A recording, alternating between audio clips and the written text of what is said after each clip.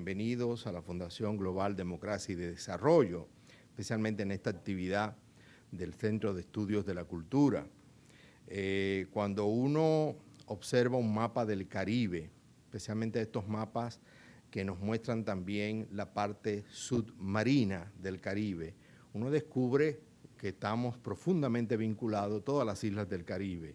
Mucho antes que el primer ser humano cruzara el estrecho de Bering y mucho antes que colonizaran los primeros seres humanos el Caribe, pues ya estaban unidas las islas debajo del océano, formando una unidad completa. Pero indudablemente a nivel histórico, desde que conocemos el poblamiento de estas islas, hay un vínculo permanente entre todas ellas. Todo el arco antillano ha tenido procesos históricos permanentes, complejos, y en el caso concreto de Cuba y República Dominicana, esos vínculos están datados largamente en toda nuestra historia. Y ha habido grandes historiadores que lo han trabajado. Menciono un caso con mucho orgullo, que es la obra de Juan Bosch sobre el Caribe, frontera imperial, y recientemente la obra incluso del historiador Fran Moya Pons, también sobre el Caribe, donde trata de mostrar esa profunda unidad. En el día de hoy tenemos a la licenciada Cira Romero Rodríguez, que nos viene a hablar de una parte muy interesante de esa unidad entre Cuba y República Dominicana, que es la parte literaria, ese continuo préstamo de hombres y mujeres, de obras, de ideas, de corrientes. Con ella vamos a pasar un muy buen, agradable momento tratando de entender algunos de los rasgos de ese vínculo entre Cuba y República Dominicana. De nuevo, bienvenidos a todos, muy buenas noches y vamos a disfrutar de la presentación de la doctora Cira Romero Rodríguez. Muchas gracias. Buenas noches a todos. Mi trabajo se titula Bojeo Literario Dominicano en Cuba, un recuento de caminos recorridos. Y yo diría que es más bien un proyecto de investigación. Diría que es más bien un proyecto de libro. Yo estoy segura que cuando yo termine mis palabras, muchas personas se acercarán a mí o me preguntarán o pensarán, le faltó un nombre, le faltó otro nombre, porque son tantas realmente las personas que pasaron por Cuba, dominicanos que pasaron por Cuba y dejaron huella en nuestra cultura, que en unas pocas cuartillas es imposible abarcarlos a todos. De manera que las omisiones que pueda haber son absolutamente involuntarias y me excuso de decirlo, quizás hasta por propio desconocimiento mío de figuras que hayan dejado huella en nuestra cultura. De todas maneras, es un panorama lo más general que pude hacer para ofrecérselo a ustedes. Mis consideraciones en este trabajo, cuyo título hace evidente su contenido, no pueden en modo alguno abarcar los extensos e intensos vínculos que a lo largo de los siglos han unido a dos países de geografías tan cercanas y cuyas respectivas identidades han surgido prácticamente de un mismo tronco, al punto de que para muchos sentirnos en República Dominicana, en su capital, es como estar casi en una prolongación de Santiago de Cuba. Y por qué no de La Habana también. Son dos islas antillanas que se tocan, que se aman y que se confunden en tradiciones y anhelos comunes y cuyos hijos a lo largo de la historia se han mancomunado en afanes del más variado carácter. Y es justamente de los vínculos literarios entre las dos naciones, de las inferencias y de las nobles transferencias que los han convocado en esfuerzos diversos, a lo que quiero referirme, tomando como eje rector la presencia dominicana en la literatura cubana.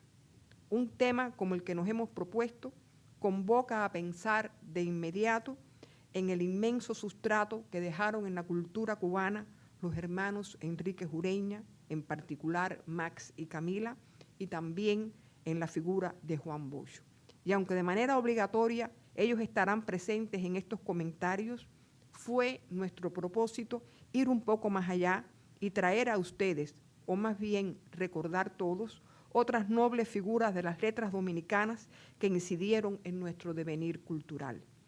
Para realizar este empeño, nos propusimos realizar un rastreo lo más detenido posible, el cual dejó un saldo cualitativo y cuantitativo que no dudo en calificar de notable y que contribuirá a sustanciar aún más el alcance de las relaciones culturales entre los dos países y para dejar sentado, además, que existió una comunidad de intereses literarios, de sueños compartidos, de intercambios provechosos que han macerado y puesto en sazón una natural integración que surgió hace ya varios siglos.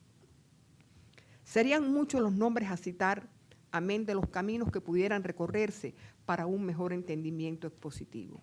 De esta manera, se pudiera hablar de dominicanos que vinieron a Cuba de niños y aquí se asentaron definitiva o casi definitivamente, o de los que por diversas circunstancias vivieron largas estancias en Cuba, o de los que estuvieron cortos periodos pero dejaron huellas notables, o escritores cubanos, hijos de padres dominicanos y así sucesivamente hasta hacer muy extensa todas las posibilidades que existen. Baste recordar que José María Heredia era hijo de padres dominicanos y según algunos biógrafos opinan, ya su madre lo traía en el seno materno cuando llegó a nuestra isla y lo trajo al mundo el 31 de diciembre del año 1803. O sea, el primer romántico de las letras hispanas, como bien se ha situado su figura en el plano literario, es, para decirlo rápida y escuetamente, un cubano dominicano. Entre los que nacieron en la República Dominicana y se establecieron en Cuba desde niños, es imprescindible citar el nombre de Antonio del Monte y Tejada, 1780-1865, que llegó a la isla en 1804 y allí ejerció en diferentes ciudades la función de abogado hasta que en 1823 se instaló en su cafetal de Güines, en las cercanías de La Habana, para escribir su monumental Historia de Santo Domingo, que estoy segura que muchos de ustedes conocen, obra en varios volúmenes que recoge desde la presencia prehispánica hasta dejar constancia de buena parte de los acontecimientos históricos que conmovieron a su patria de nacimiento durante gran parte del siglo XIX. A él se suma un nombre que para los cubanos dedicados a las ciencias filológicas tiene una importancia capital. Me refiero a Esteban Pichardo y Tapia, 1799-1879.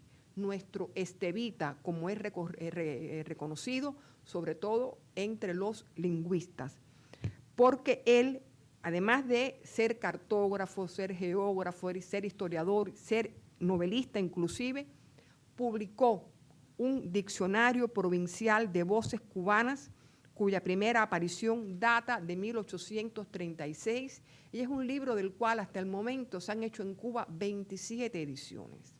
Es un libro de consulta imprescindible para traductores, para filólogos, para todo aquel que quiera acercarse desde un punto de vista cuasi científico, porque es un libro que tiene la ventaja, a pesar de ser escrito en un momento en que no existe, obviamente, la cientificidad que hay hoy para hacer diccionario, pues es un libro donde se maneja de manera bastante competente toda la información que ofrece sobre el español hablado en Cuba.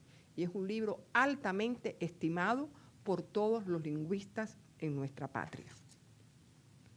Alejandro Angulo Iguridi, 1822-1906, llegado a Cuba muy niño, fue colaborador asiduo del Eco de Villa Clara, además de fundar en La Habana el periódico El Prisma. Dejó ensayos y trabajos de carácter político, pero su mayor trascendencia radica en que puede verse como un adelantado de la llamada literatura indigenista, gracias a su novela Los Amores de los Indios, del año 1844, que aunque imperfecta en los rasgos literarios, no carece de significación como una especie de avanzada de una manifestación que en años muy posteriores alcanzaría notable relevancia en nuestro continente. Otro dominicano que forma parte indisoluble de la literatura cubana y que lo consideramos como un miembro más, como un integrante de nuestro patrimonio cultural y que está mencionado aquí en el primer tomo de la historia de la literatura cubana, que después voy a tener el gusto de donar a la biblioteca de la institución, es Nicolás Heredia. Hablar en Cuba de Nicolás Heredia es hablar de un cubano más, de un novelista más, sobre todo por su novela Leonela, aparecida en el año 1893 y que hoy aún continúa siendo texto de lectura obligada para todos los estudiantes de nuestra Escuela de Letras. Es un hombre además que tuvo una vida muy vinculada a José Martí y colaboró mucho en el periódico Patria, que como todos sabemos Martí fundó en Nueva York. Tenemos también otra fila grande de dominicanos que tuvieron una presencia muy precisa y muy definida en nuestra vida científica, en nuestra vida literaria. Quiero comentarle que cuando yo hacía este trabajo, un poco a veces se me iba la mano y me iba a aspectos que no son puramente literarios. Y digo esto porque es tan amplia la gama que yo aquí en algunos momentos menciono a historiadores, menciono a rectores que tuvo la Universidad de La Habana, como es el caso de Fray José Félix Ravelo, que llegó a ser justamente rector de nuestra universidad, y escritores como Francisco Muñoz del Monte, primo de Domingo del Monte, una figura clave también de la cultura cubana. Sé que el apellido del Monte es de larga tradición, no solamente en Venezuela, sino también aquí en República Dominicana, que fue notable jurista, poeta, orador, y fundó en Santiago de Cuba la revista La Minerva, publicada entre 1821 y 1823, que fue una revista de legislación, política y literatura, considerada una de las mejores de su momento. A modo de anécdota, podemos decir que su composición poética titulada La Mulata, que data del año 1845, fue juzgada severamente en su época por un cubano, Francisco Calcaño, un cubano muy notable, autor de un diccionario biográfico de escritores cubanos. Pero a este cubano le pareció un poco obscena, pudiéramos decir, un poco provocativa, una composición que tituló Francisco Muñoz del Monte La Mulata, y que leída hoy, al contrario, pues nos parece una cosa muy simpática. Y él quiso que esa composición fuera destruida. Por suerte eso no sucedió y hoy podemos tener el placer de conocer algunos de sus fragmentos. Mulata, ¿será tu nombre injuria, oprobio o refrán? No sé, solo sé que al hombre tu nombre es un talismán. Tu nombre es tu vanagloria, en vez de ser tu baldón, que ser mulata es tu gloria, ser mulata es tu blasón. Ser mulata es ser candela, ser mulata es imitar en el mirar la gacela, la leona en el amor. Esto se quiso censurar en su momento.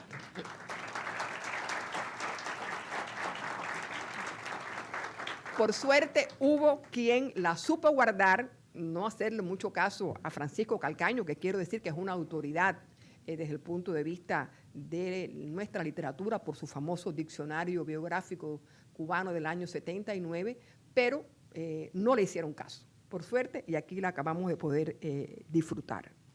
Hubo otros dominicanos como Manuel de Monteverde y Bello, 1793-1871, establecido en Cuba en 1822 por motivos políticos, que inspirado por nuestra flora, y aquí me estoy ya desviando del tema, atraída, ¿no?, por lo que este señor hizo, o sea, me voy ya del aspecto literario que era mi interés, pero bueno, los investigadores somos así, hay veces que nos dejamos sentir atraídos por otros temas. Pues este señor, Manuel de Monteverde y Bello, escribió y publicó en el año 1876 sus cartas sobre el cultivo de las flores en la isla de Cuba, que es un libro, realmente lo pude ver en la Biblioteca Nacional, y es un libro donde se describe la flora cubana.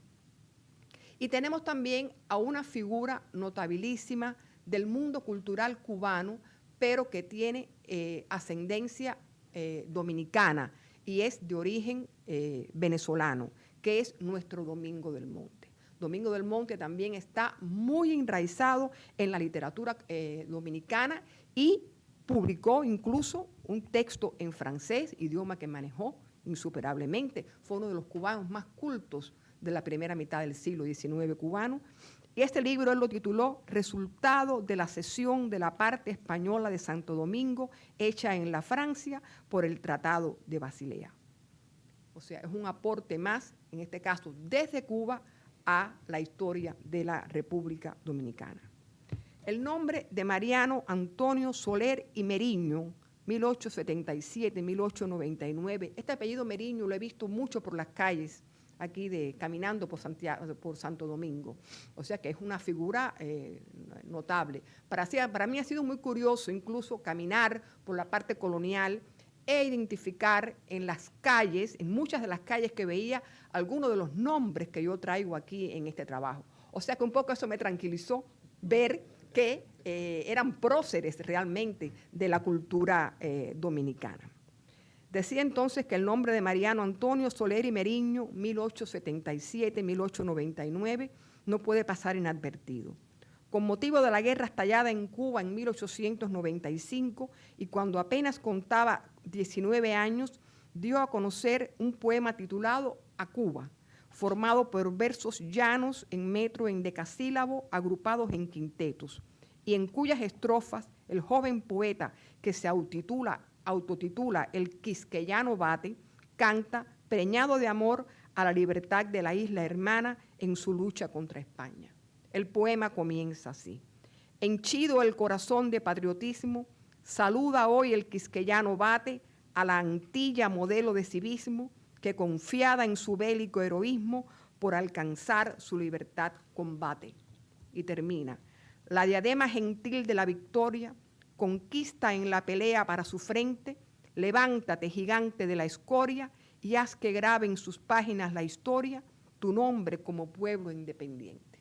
Larga fue también la ejecutoria cubana de Luis Lamarque, asentado en Cuba a mediados de la década del 70 del siglo XIX. Tuvo una exitosa carrera periodística en Guantánamo y Santiago de Cuba, donde instaló una imprenta y fundó los periódicos El Emisario Popular, órgano de la llamada clase de color, y El Heraldo. Fue también redactor de Patria, el periódico fundado por José Martí, y sostuvo una intensa amistad con uno de los más grandes poetas cubanos de los primeros años del siglo XX, de poeta postmodernista, que fue la figura de Regino Eladio Botti. Y justamente este señor Luis Lamarque va a enseñarle a Botti los secretos de la fotografía. Justamente antes de salir yo de La Habana, se estaba exhibiendo en Guantánamo, la ciudad natal de Regino Botti, una muestra de esa exposición de fotografías de Botti, pero justamente quien le enseña los secretos del arte fotográfico va a ser este dominicano Luis Lamarque. Pero debo detenerme en un nombre que más que una figura literaria lo es histórica, de profunda significación en la de Cuba. Me refiero a Máximo Gómez. Muchos de ustedes se extrañarán por qué yo menciono a Máximo Gómez, de quien ya urge comenzar a hablar de su vertiente como escritor y particularmente como narrador. Hombre de escasa instrucción que había recibido de su padrino, un sacerdote de Bani, su ciudad natal, poseía, sin embargo, una brillante educación adquirida a través de sus padres que le permitió enfrentar la vida, riesgosa como la de cualquier militar y a la vez sometida a momentos tensionantes debido a los conflictos vividos en la guerra de Cuba, con la integridad recibida de la rigurosa información de valores que le infundieron sus progenitores. El sentido histórico que tuvo Máximo Gómez en torno a los acontecimientos de los que fue partícipe lo condujo a dejar constancia escrita de ellos, pues quien había dicho que, cito, en mis crueles horas de tribulaciones yo siempre busco consuelo en la historia, fin de la cita, no podía menos que, de la manera en que lo considerara más oportuno, dejar para la posteridad noticia de buena parte de los hechos en los que había tenido participación. Pero dentro de esa enorme papelería legada por Máximo Gómez, de la cual publicó en vida algunos folletos, no puede dejar de advertirse que tuvo una habilidad especial para escribir. ¿Por qué? Porque Máximo Gómez supo narrar desde una perspectiva que fue capaz de transmitir emoción. El general José Miró Argenter, periodista en los días que precedieron a la guerra del 95, en el capítulo que le dedica a Gómez en su obra Cuba, Crónicas de la Guerra, expresa con respecto a los escritos del dominicano: Le gusta escribir y escribe sobre diversos asuntos cálamo ocurrente. Su estilo rudo, defectuoso, cuando se refiere a cosas del servicio militar, se trueca en pintoresco, con matices, imágenes y colorido propio, si la labor es narrativa. Dijérase que Gómez, cuando deja la espada por la pluma, hace un despliegue mental por los campos de la retórica. No hay dudas acerca de que Máximo Gómez poseyó, entre sus múltiples cualidades, según ya se ha expresado, un talento particular para narrar, consciente de que sus escritos, incluidas algunas de sus cartas, aun cuando tuvieran ciertas dosis de recreación, estaban llamados a convertirse en documentos inapreciables para reconstruir nuestro pasado histórico. No quiere esto decir, por supuesto, que todo lo que salió de su pluma tenga valores artísticos, digamos, por ejemplo, las proclamas, las órdenes militares u otros materiales análogos. Pero otros sí estuvieron marcados por una voluntad expresa de entusiasmar a sus posibles lectores.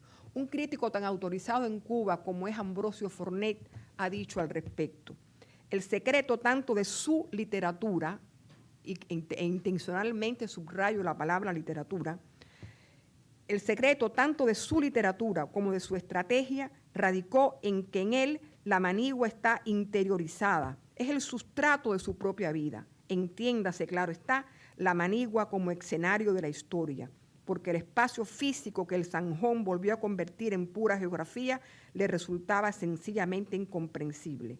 Alguna vez trató de imaginárselo y solo vio una inmensa soledad poblada de fantasmas cuyo silencio lo arrastraba a la locura.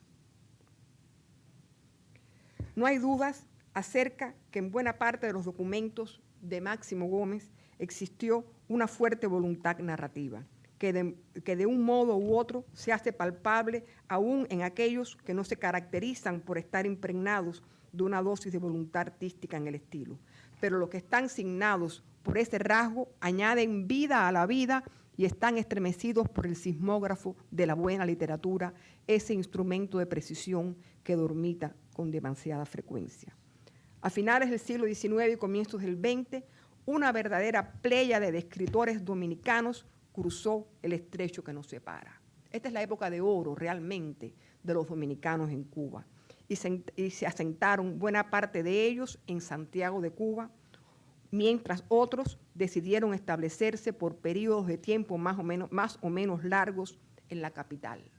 Aparecen entonces los nombres, para ustedes tan queridos, de Fabio Fiallo, de Otilio Vigil Díaz, el ya citado Luis Lamarque, Nicolás Penson o Pensón, no sé exactamente cómo, Pensón, Sócrates Nolasco, Américo Lugo, Roberto Mateizán, Tulio M. Cesteros, Osvaldo Basil y José Pérez y Matos, quienes junto con Max Enríquez Ureña formaron una oleada de poetas, narradores, oradores, publicistas y ensayistas que nutrieron con su quehacer y con sus iniciativas culturales en su más amplio espectro la literatura cubana del momento.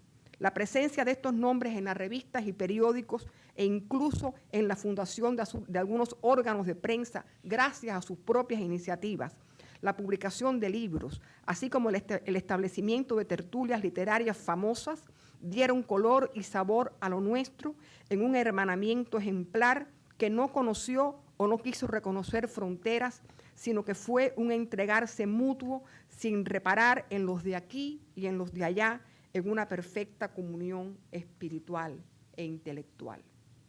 Fabio Fiallo, por ejemplo, uno de los iniciadores del movimiento modernista en América Latina, fue presencia casi permanente en la revista El Fígaro, importantísima revista cubana y latinoamericana, portavoz del modernismo, cuyo índice bibliográfico aporta más de 100 colaboraciones suyas desde el año 1905. Poeta del erotismo y del discreto amor, poeta de salón, como algunos lo han calificado, es sin duda uno de los bardos dominicanos más populares, además de ser el más traducido. Como se sabe, falleció en Cuba y sus restos fueron traídos a esta tierra al finalizar la década del 70 del pasado siglo. Pero a pesar de que no cultivó una poesía de gran vuelo, muchos jóvenes cubanos, como también dominicanos, se enamoraron a través de sus rimas al estilo de Gustavo Adolfo Bécquer. Ayer nos contaba la señora doña Carmen, viuda de Juan Bosch, que Fiallo le dedicó a ella un poema cuando tenía 15 años. Ella decía que se lo había dedicado no porque tuviera 15 años, sino porque sencillamente era una muchacha joven y simpática, y entonces parece que a Fabio Fiallo le agradó doña Carmen. Fue además Fabio Fiallo cuentista, autor de Cuentos Frágiles del año 1908, y en La Habana publicó en 1934 y 1936 respectivamente Las manzanas de Mefisto y El balcón de Psiquis. Aunque están hechas algunas investigaciones en Cuba sobre Fabio Fiallo, y el propio compañero Céspedes, tengo entendido que ha publicado un libro aquí en Dominicana, es una figura sobre la que nosotros debemos profundizar y rescatar muchos de sus escritos que están localizables, porque por suerte existen índices bibliográficos para localizar su inmensa obra. El poeta y periodista Osvaldo Basil, 1884-1946, ya voy avanzando en el tiempo para no cansarlos mucho, conferencista y diplomático, y de los primeros en afiliarse al modernismo, fue además del más entrañable camarada de Bohemia y de Letras de Rubén Darío, de quien escribió una biografía, un cantor de intimidad recoleto y pausado. Como Fiallo, se asentó en La Habana y allí publicó Arcos Votivos en el año 7 y Campanas de la Tarde en el año 1922, además de numerosos discursos.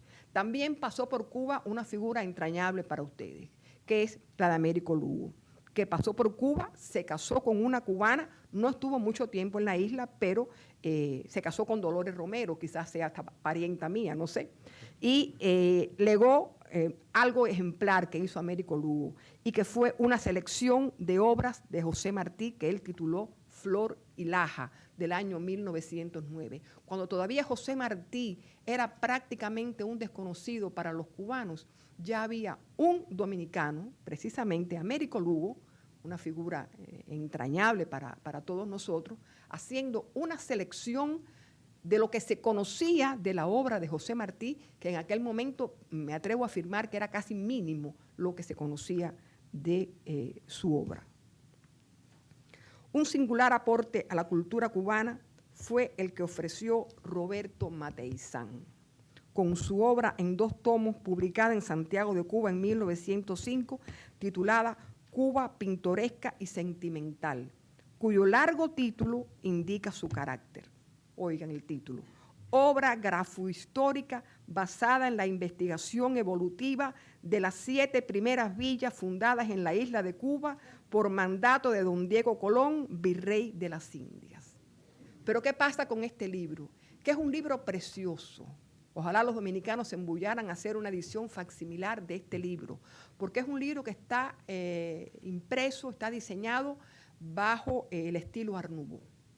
Cuando yo tuve aquel libro en mis manos, está en la biblioteca de mi centro de trabajo, del Instituto de Literatura y Lingüística, quedé impresionadísima con aquel libro acolchado, preciosamente dibujado en su portada y en sus interiores, y donde él, repito, hace un estudio de las 7 primeras villas fundadas en Cuba. Lo que quizás hasta el momento prácticamente ningún cubano había hecho, ya lo hizo el dominicano Roberto Mateizán. Sócrates Nolasco es otra figura integrada decisivamente al patrimonio cultural cubano, historiador y cuentista. Animó la vida cultural santiaguera en su famosa tertulia El Palo Hueco. Desconozco por qué le dio este nombre a su tertulia, pero lo cierto es que por esa tertulia santiaguera pasó lo mejor de la literatura cubana del momento, pasó lo mejor de la literatura dominicana que en aquellos años cruzaba por la ciudad de Santiago de Cuba, y en esos encuentros periódicos, además de leerse composiciones poéticas, se hacía música, se discutía sobre los temas culturales del momento. Todo esto dice que atravesado por los buenos tragos de ron, como buenos cubanos y buenos dominicanos. Se acercó también a la tertulia de Nolasco, aunque prefirió asentarse en La Habana, el novelista de costumbres Tulio M. Cesteros, 1877-1955, que llegó a Cuba desde la isla cercana como refugiado político y aquí dio a conocer su estudio titulado Rubén Darío, otro de los muchos aportes de la época que sirvieron de acercamiento a la poesía del nicaragüense. Es curioso realmente la cantidad de libros, de textos que publican los dominicanos acerca de la figura de Rubén Darío. Rubén Darío compartió con Fiallo, con Basil, en las 4 o 5 oportunidades que cruzó por La Habana. Todo parece indicar que se reunió con esta intelectualidad cubana y dominicana, una intelectualidad de bohemia. Todos sabemos que Rubén Darío fue un hombre muy dado a la vida bohemia precisamente, y deben haber pasado todos muy buenos ratos en esas calles de La Habana Vieja, como le llamamos nosotros, pues seguramente leyendo poemas, hablando del momento cultural, habanero, dominicano, etc. Detengámonos en otro momento importante, la llegada a Cuba de Max Enríquez Ureña, hecho ocurrido el 14 de enero de 1903, cuando arriba a La Habana procedente de Nueva York. Esta primera visita que hace Max es una visita realmente muy rápida.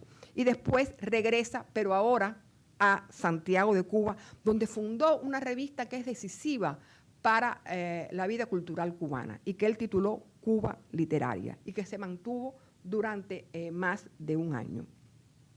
La señalada revista se creaba, y cito un fragmento de sus propósitos, para que el esfuerzo solitario no permanezca oscuro y silencioso, para que las fuerzas todas de que disponen estas masas sociales no queden sin la cohesión que pueda darles el mutuo reconocimiento y la oportuna aplicación a un fin práctico de la vida. Cuba Literaria abrió un espacio a los escritores de la zona oriental del país. Y dato curioso, Max Enríquez Ureña visitó la provincia oriental, como se le conocía entonces. Ustedes saben que después de la Revolución Cuba tuvo una nueva división política administrativa y la provincia oriental se multiplicó, no se dividió. Pero en aquella época era solamente la provincia de Oriente. Y Max, lo leí en los textos que pude consultar, visitó a cuanto escritor él sabía importante en cada rincón de esa extensa provincia oriental para pedirles trabajo para sus páginas.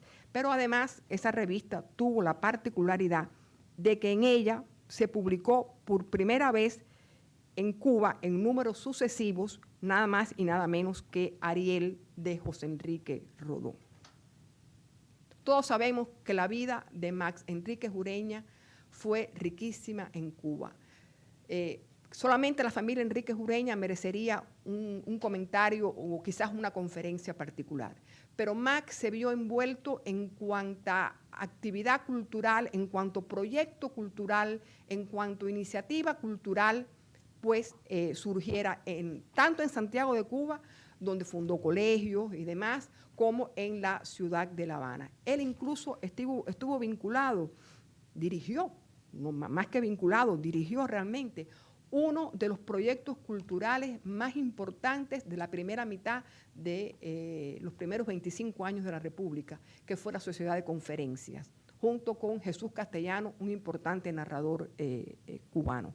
Además, Max fue miembro de la Academia Nacional de Artes y Letras, Max fue miembro de la Academia Nacional de Literatura y allí publicó sus primeras obras y publicó un texto que hoy, y aquí está el profesor doctor Rogelio Rodríguez Coronel, que puede dar fe de mis palabras, sigue siendo un texto canónico para nosotros los investigadores y los profesores de literatura cubana, que es el panorama histórico de la literatura cubana.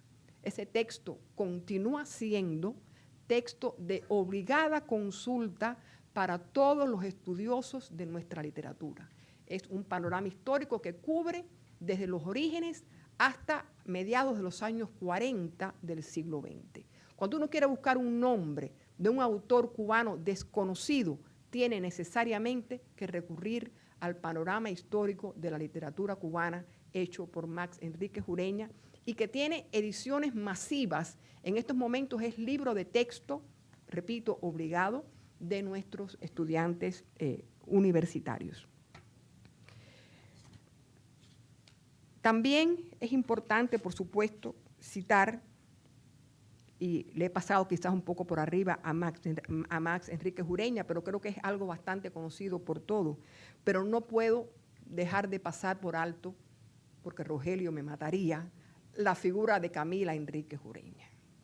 Hablar en Cuba de Camila Enríquez Ureña, de los que pasamos de 60 años de edad, y ya me estoy declarando mi edad, aunque yo no fui su discípula, Rogelio, tú fuiste su discípulo. Rogelio fue discípulo de Camila Enríquez Ureña. Y por aquí pasó la profesora Luisa Campuzano, que también fue discípula de Camila Enríquez Ureña. Y la hija de Luisa Campuzano se llama Camila, y no se llama Camila por gusto, se llama Camila en homenaje a esa profesora de todos los cubanos. No tuve el gusto de ser su alumna, aunque tuve edad para hacerlo, pero yo no estudié en la Universidad de La Habana, estudié en la Universidad del Centro del país.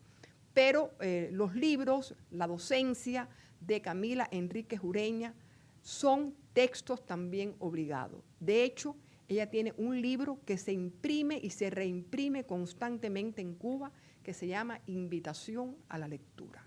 Es un libro del que se han publicado por miles folletos en formato de tabloide.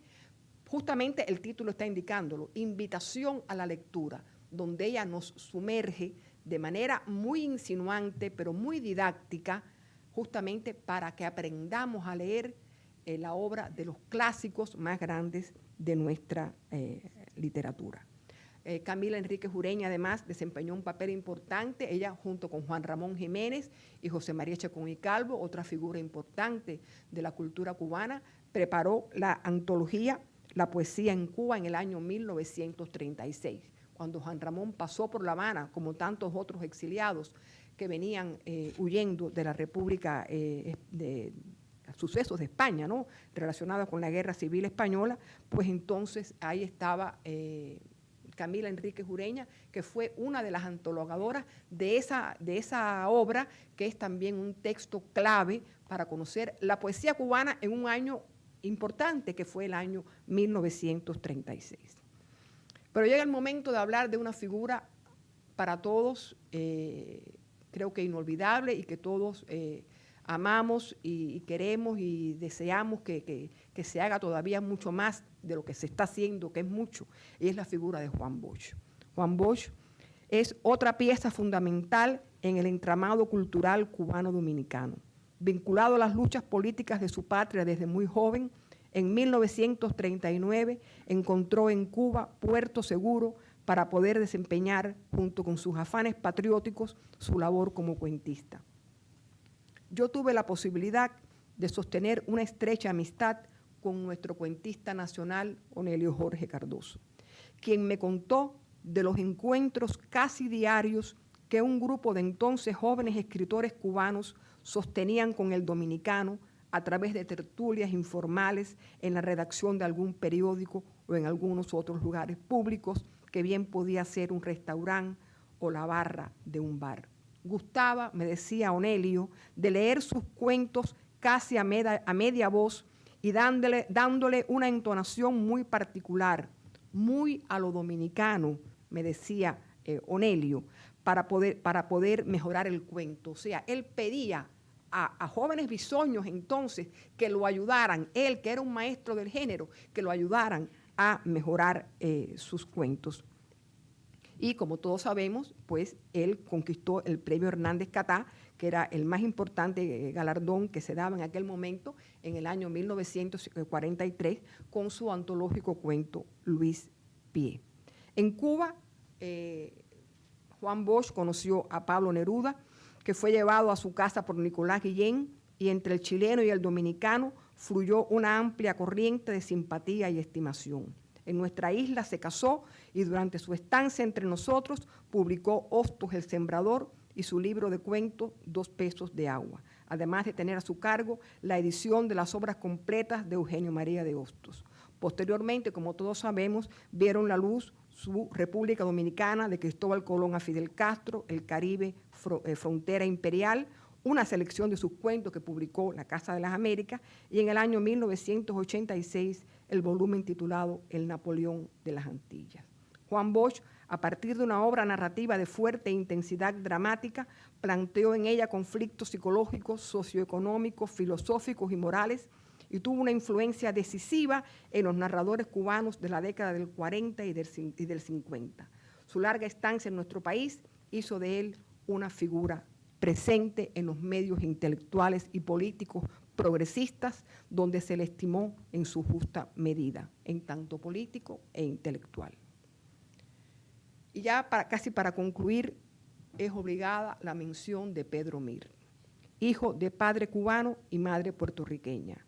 Pedro Mir, nacido en 1913, fallecido en el año 2000, poeta, narrador, ensayista, educador, periodista, abogado e historiador, y convertido, en virtud de la relevancia de su obra, en el poeta nacional de la República Dominicana, se instaló en la isla de Cuba a partir del año 1947 debido a la persecución de que era objeto por parte del régimen de Trujillo.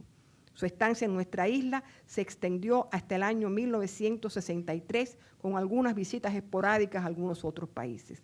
En 1949, viviendo precariamente en Cuba, vio la luz su libro, contentivo de un solo largo poema titulado Hay un país en el mundo, obra que refleja una nueva poética y constituye un grito de protesta contra las fuerzas ajenas y una llamada de atención a la falta de identidad nacional.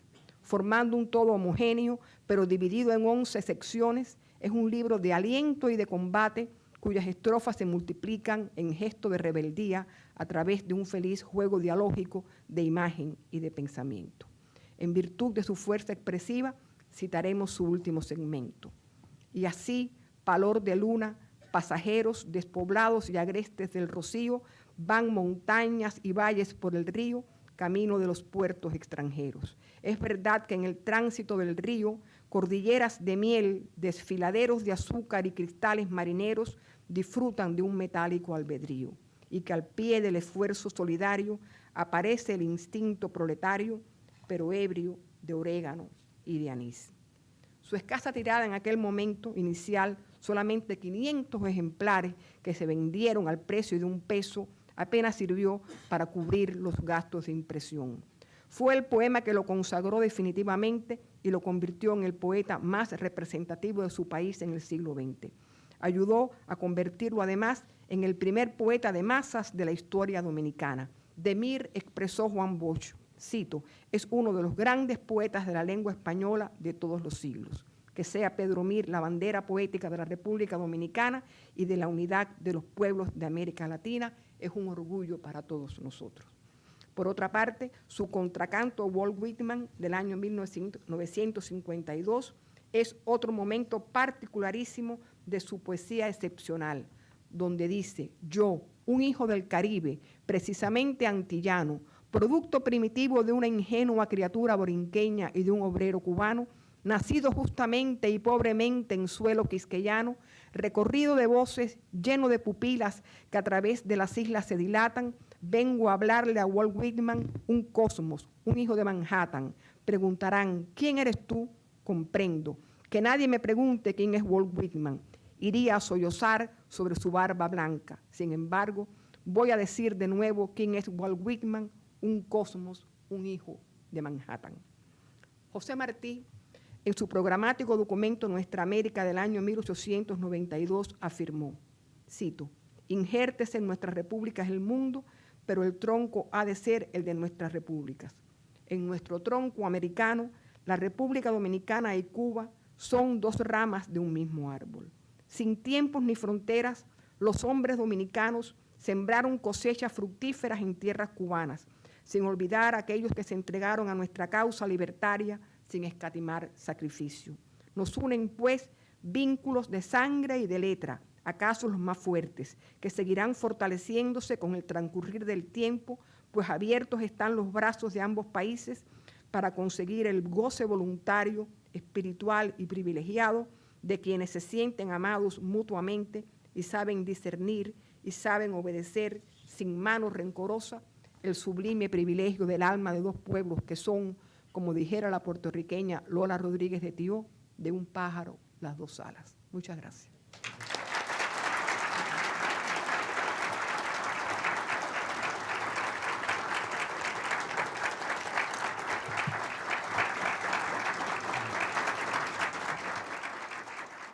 Yo pienso que son muchas las razones.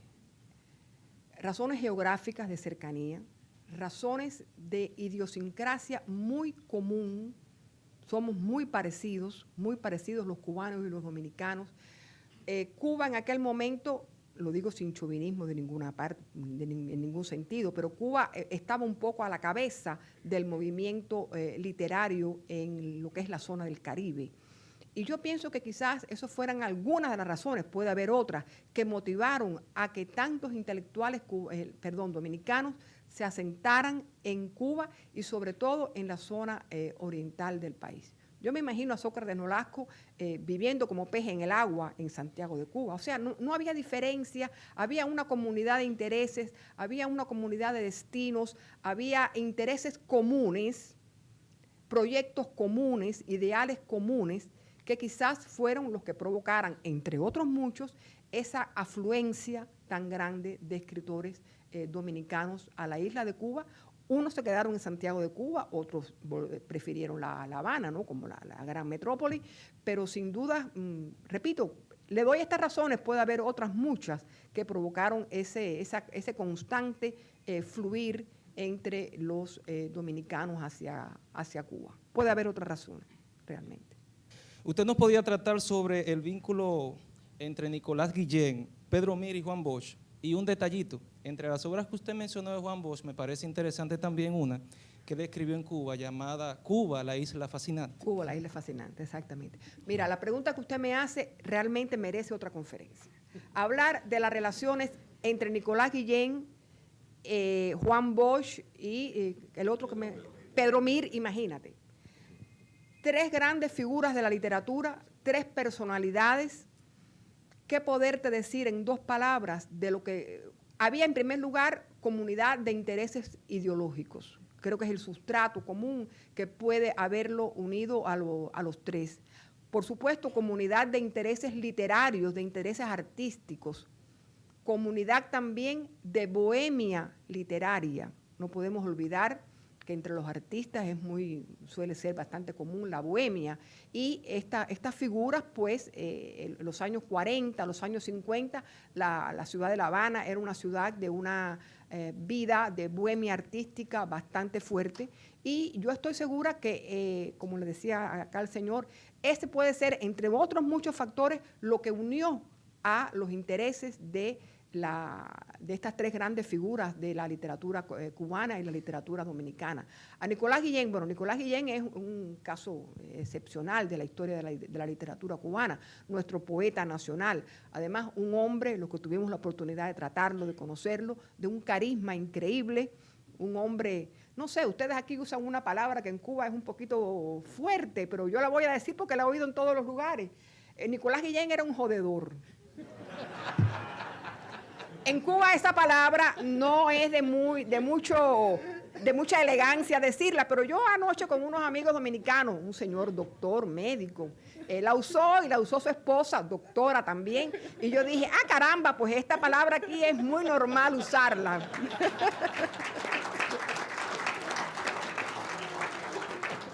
Y entonces yo te diría que Nicolás Guillén era un hombre de un carisma excepcional. Y unir esas tres, o sea, lograr cohesionar esos tres nombres no era para nada difícil, porque había demasiados intereses comunes que los podían unificar de manera muy, muy gratificante para todos, ¿no? En ese ambiente literario que se vivió en Cuba en esas décadas en que ellos coincidieron en La Habana, a pesar de los viajes que Nicolás Guillén hacía al extranjero, también por razones políticas, porque fue un perseguido político también de los gobiernos de turno. Quiero referirme a algo que tocó Lenchi de manera parcial, que es el asunto de la presencia de esos dominicanos en Cuba.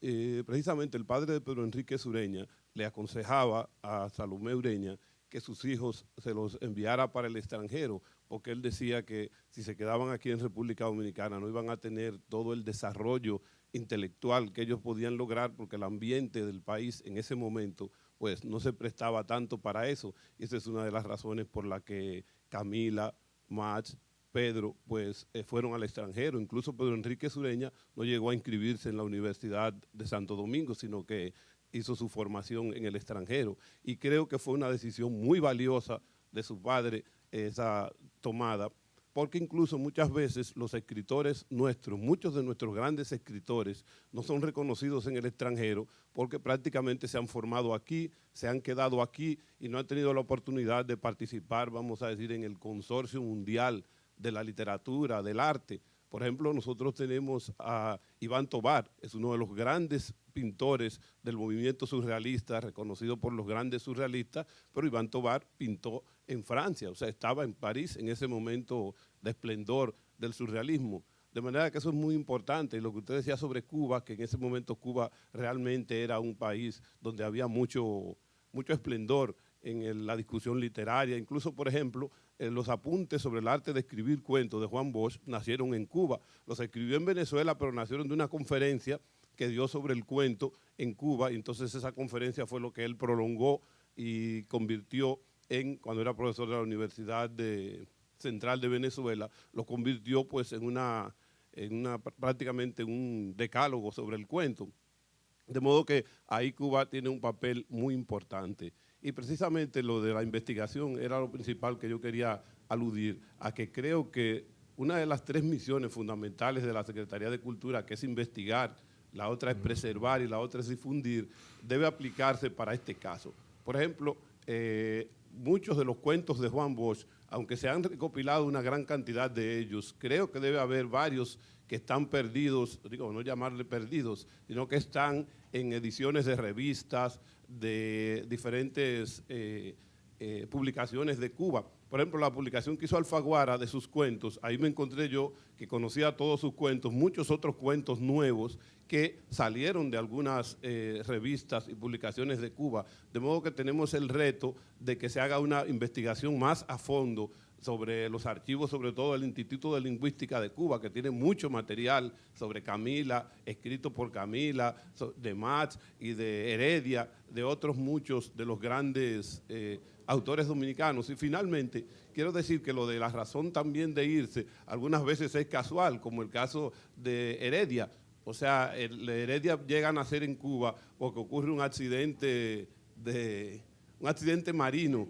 Ellos no iban hacia Cuba, sino que iban para Puerto Rico, creo que era. Entonces el barco donde iban pues tuvo un problema, encalló y entonces la única salvación fue llevarlo a La Habana y después entonces ya ellos se quedaron en La Habana para dicha de Cuba y también para dicha de nosotros porque Heredia encontró un buen ambiente. Ya tenemos recopilada más del 90% de la obra de Bosch en Cuba, de la revista, periódico, y vamos a publicarla. Ayer llegamos a algunos acuerdos con la Fundación Juan Bosch para publicarla y lanzarla en enero, cuando se cumplan los 70 años de su llegada a Cuba. Está Matías aquí, que estaba en la reunión con nosotros en el día de ayer. Entonces, inclusive cuando hemos hablado aquí con conocedores de la obra de Bosch, hay varios cuentos que no, como usted dice, que no se conocían aquí y que nosotros los tenemos en estos momentos. Y uno de los temas que le dedicamos mucho, con mucha pasión en rescatar esa parte, porque era un vacío que no estaba todavía en la obra de Juan Bosch. Nos faltan algunos, porque ayer en la Fundación no habíamos revisado algunos suplementos de periódicos y había una recopilación que nos daba Matías donde hay algunas fechas de publicaciones de Bosch que nosotros no la teníamos. Y ahora vamos a buscarla. Yo por eso digo que más de un 90%. Porque nos parecía que la teníamos toda, pero nos faltaban algunas. Así que... No, perdón, en enero la estamos publicando. No, la obra de Max Enríquez Ureña, quiero decir que los archivos de Max Enríquez Ureña y de Camila Enríquez Ureña forman parte de los fondos bibliográficos del Instituto de Literatura y Lingüística donde trabajamos. Esos fondos se pusieron a disposición de la Cátedra Juan Bosch a través de todo un vínculo que vino a través del Ministerio de Educación Superior. Esos fondos se fotocopiaron y por lo menos las obras de Max Enríquez Ureña da una cantidad de volúmenes que no me atrevo a decir cuántos son por temor a equivocarme.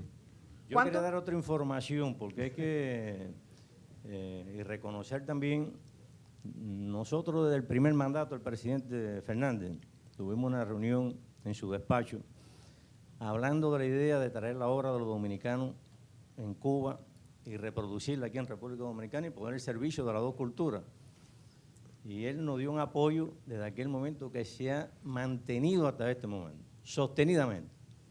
Y a cada rato, cada vez que vengo aquí, tengo que rendirle cuenta al presidente Fernández de qué estamos haciendo y cómo van las obras y todo eso. Esa es la verdad. Nosotros le presentamos el proyecto en el primer mandato, en su despacho, y cuando yo me iba me dijo, yo le doy todo mi apoyo, vamos a trabajar en eso, me interesa lo que están haciendo ustedes. Y llevamos cuántos años, presidente, en esto, yo no cuántos años. Entonces, lo primero que hicimos fue publicar un libro que yo coordiné que se llama Los Dominicanos en Cuba, imperfecto. Bajo su primer mandato lo hizo la Secretaría de Educación, bastante poco conocido, pero que dio una panorámica general de los dominicanos en Cuba. Y después recopilamos la obra de Camila en 10 tomos que la tiró el Banco de Reserva. A nosotros nos faltan 7 tomos todavía por llegar a Cuba, que están por aquí, que nos los piden los académicos allá constantemente.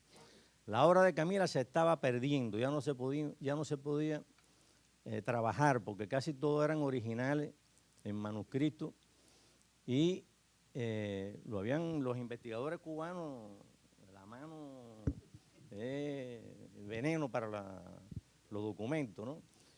Y nosotros logramos rescatarla y se publicaron aquí. Es un tesoro lo que ustedes tienen y lo que tenemos nosotros con la obra de Camila. Esta invitación a la lectura,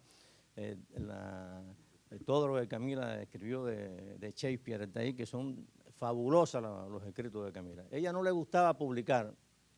Camila publicó poco, porque decía que no le interesaba. Ella no era, que los grandes literatos eran sus hermanos Pedro y Más.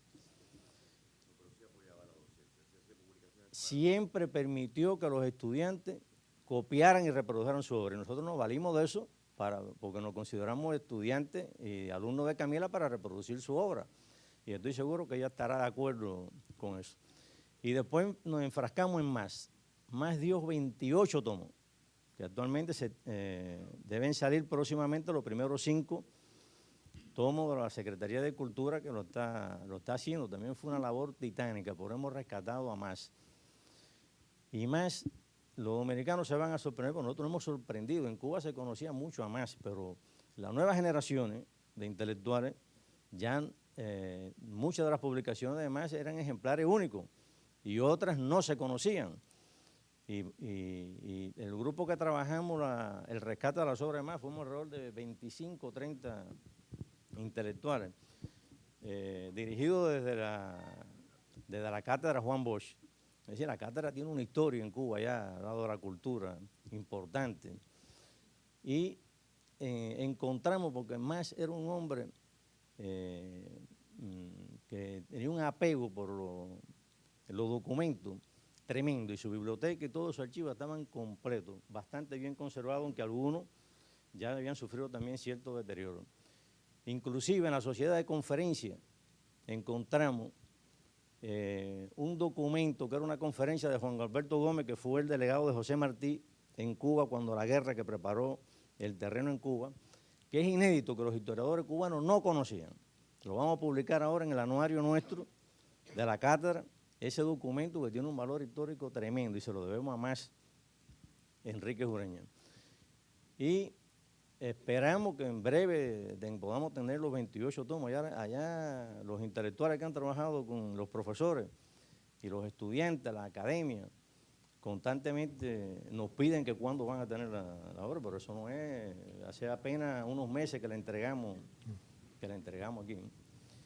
También con Más hemos descubierto, lo que decía la profesora, Más fundó 4 periódicos en Cuba, en la zona oriental, 4. De uno de ellos hay algunos ejemplares en la Biblioteca Nacional, pero ha despertado un entusiasmo en Oriente en los historiadores buscando el rastro de los 4 periódicos esos, que cubrieron una etapa y no aparecen en biblioteca, pero ya lo tenemos registrado los periódicos.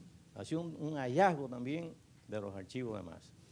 Quiere decir que estas personalidades no solamente que jugaron un papel en la vida cultural del país, de Cuba, sino que todavía hoy son esenciales en la vida cultural de Cuba y todavía seguimos descubriendo cosas de ellos.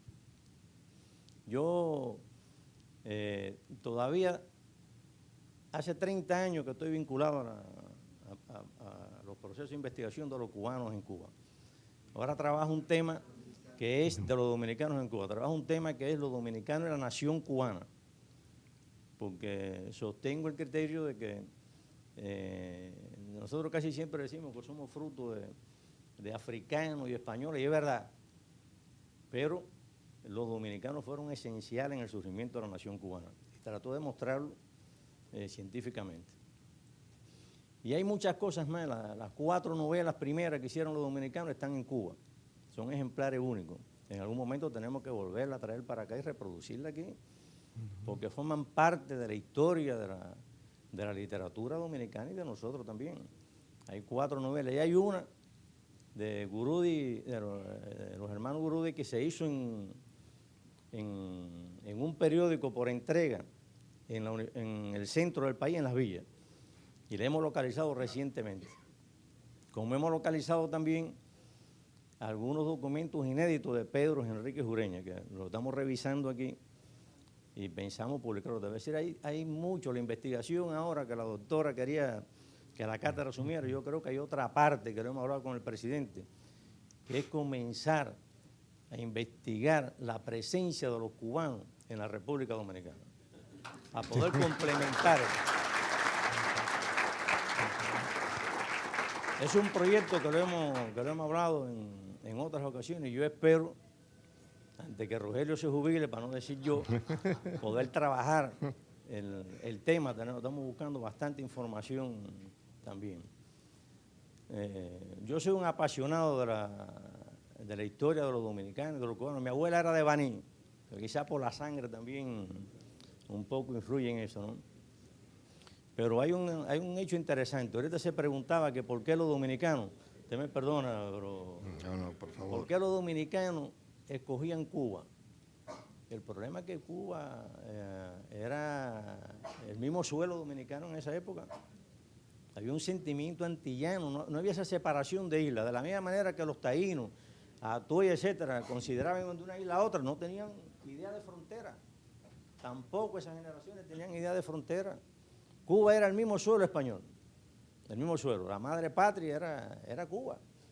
Inclusive, si uno coge la correspondencia de la época, no se habla en los viajes, voy a Cuba, no. Voy a Santiago, voy a Barahona, voy a La Habana, voy a Guanabacoa. Inclusive en la Universidad Autónoma de Santo Domingo, los estudiantes que venían de Cuba, cuando Cuba no tenía universidad, están registrados, dice, Rogelio Rodríguez Coronel de Guanabacoa. No se decía Cuba, ni nadie decía la República de Cuba. Es un concepto que lamentablemente surgió después, con el nacimiento de la República. Un poco más tarde, digo yo, con la consolidación de la República, en que empezamos a diferenciarnos. Entonces, y ahora yo viajo aquí, yo digo, yo voy a Dominicana, pero mucha gente dice, voy a la República Dominicana, voy a Cuba, no a La Habana ni Santo Domingo, eso no existía antes. Entonces era un mismo territorio, lo consideraban un mismo territorio. Cuba, además, el idioma, era muy importante el idioma también. Otras colonias no tenían esa facilidad, era fácil llegar allí. Y Cuba vivió una etapa de esplendor, que era lo que se decía, un periodo de esplendor prolongado, que facilitaba, a pesar que los dominicanos llegaron a la primera imprenta, después allí se multiplicaron muchas imprentas, llevaron el primer piano, pero allí después se multiplicaron muchos pianos, y vivió una etapa de mucho esplendor. Y entonces era fácil publicar. Esas novelas tenían unas tiradas, esas primeras novelas grandísimas. Yo estuve mirando en una de ellas, un hombre de negocio, una tirada gigantesca, 40 ejemplares, pero se publicaba. Entonces era lo mismo. Dentro de la Cátedra Juan Bosch de la Universidad de La Habana, como ha explicado el doctor Céspedes, hay varios proyectos. Y por supuesto, nuevos proyectos que irán surgiendo sobre la marcha, como algunas cosas que se han dicho aquí hoy que van a requerir algún tipo de investigación, y eso también se incluye dentro de la agenda del trabajo con la Cátedra Juan Bosch. Pero hay uno que nos parece particularmente relevante, con el que estamos trabajando ahora, que va a ser una enciclopedia electrónica del Caribe, empezando por la enciclopedia República Dominicana y Cuba. Ya estamos empezando a trabajar en eso. Estamos avanzando. Ya tienen 200 registros. Perfecto. Lo que tenemos que mejorar todavía es la parte dominicana y yo sé que en este viaje vamos a trabajar en esto. La idea sería todos los temas cubanos, dominicanos, haitianos, jamaiquinos, los temas del Caribe en sentido general, tendrán un registro en esta enciclopedia electrónica. Es como una especie de Wikipedia caribeña, así lo conversamos en principio, con la ventaja o la particularidad de que no solamente se hace el registro, por ejemplo, toma usted Nicolás Guillén, bueno, aparecerán los datos biográficos de Guillén, pero le vamos a adicionar la publicación digitalizada de los textos de Nicolás Guillén. Todo lo que sea de dominio público, que no esté bajo derecho de autor, nosotros vamos a publicar texto completo en formato digital. Y yo creo que eso va a ser una gran contribución a una especie de consolidación y difusión de una identidad cultural caribeña. Y luego, en principio será en español, pero estamos pensando que después esta enciclopedia también figure en los idiomas del Caribe. Es decir, que pueda aparecer en inglés, que esté en francés, que esté en creol, pueda figurar en creol, o en holandés, bueno, el patuá, en patuá, correcto. Entonces yo creo que eso va a ser, digamos, un aporte en este sentido. En los próximos 4 años yo creo que avanzaremos en la consolidación y ya luego será un proyecto siempre inconcluso, es una cosa que va creciendo permanentemente. De manera que quería también transmitirles esa información. Lo que creo importante, doctor Céspedes, Rogelio, doctora Romero, de las publicaciones, por ejemplo, que ya hemos hecho, lo de Camila Enríquez Ureña, yo creo que todavía requiere más difusión. Quizás tenemos que hacer otra tirada y que eso llegue a mayor número de gente, pero al mismo tiempo que no se quede como libros en los anaqueles, sino que también esos temas los podemos discutir por acá, podemos ir a las provincias, discutir esas cosas en las provincias, que hay una difusión. 28 volúmenes de Max Enríquez Ureña. A decir verdad, Max Enríquez Ureña, para los grandes núcleos de la población dominicana, es desconocido. No solamente Max, también lo es Pedro Enríquez Ureña. Es un nombre emblemático, sabemos, pero en detalle se ignora. Y yo creo que tenemos que difundir esto para que la gente lo haga suyo, porque hablar de la dominicanidad y de un proyecto de identidad cultural nacional requiere conocer sus valores, conocer su historia, conocer su literatura, conocer su cultura, de manera que hay que difundirlo. Cuando ustedes vienen y nos hablan de Camila Enríquez acá, es un testimonio de un valor extraordinario, porque aquí no tuvimos la oportunidad de conocer a Camila como la conocieron ustedes. Entonces, eso, para nosotros es importante. De manera que es publicar, es difundir, pero también es enseñar. Es que nos apropiemos del conocimiento y eso se pueda continuar divulgando. De manera que hay mucho con la Fundación Juan Bosch, con la Cátedra Juan Bosch de la Universidad de La Habana y estos proyectos que tenemos por delante. Así que ustedes ven que también aquí es para adelante que vamos.